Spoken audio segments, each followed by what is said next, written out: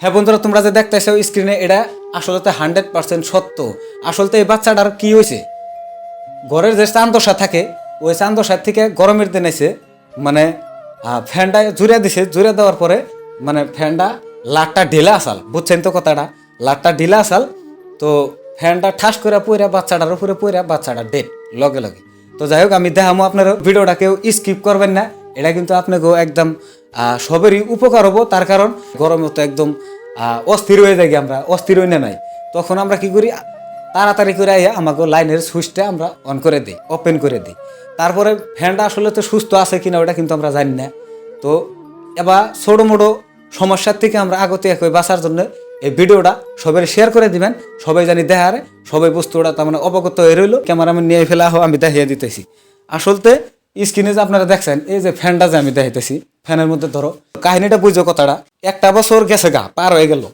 পার হয়ে যাওয়ার পরে গরমের দিন, এই যে বর্তমান গরমের দিন এসে, আমরা কিন্তু এই ফ্যানের বিষয়ে মানে বহুতেই অবগত, কিন্তু গপ কইরা জানে যে লাটটা টাইট দিয়ে তুইছিলাম, মুমুক করছিলাম, তুমুক করছিলাম, এই রকমের কিন্তু সবেরই মানে ভাবনা একটা থাকে না নাই। তো যাই হোক, এই ফ্যানটা দেখেন যে তুমি রশি টসি দিয়ে যে বানছাও, এনে বাই চান্স জীবনে তো এই কয়েকদিনের মধ্যে তো তুমি করো নাই, লাট মাট বা রশি টসি তো চেঞ্জ করো নাই, করছাও কি? হ্যাঁ, না করছাও না? না না করো নাই? তাহলে তুমি যাই গপ করে গরমের দিন এসে কেউ যদি সুইচ লাগিয়ে দিয়ে এনে হুইয়া ফুফিয়া ঘুম পারে, এবার করে যদি ঘুম পারে, অবাক করে শুনে কি ঘুম পারবো? ঘুম পারার পরে দেখবা ফ্যানটা ঠাস করে তার উপরে পড়বো।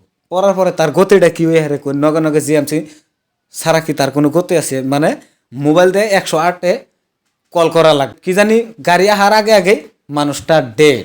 তো যাই হোক, ওই সমস্যায় যাওয়ার আগে আমরা সবাই সতর্ক হই।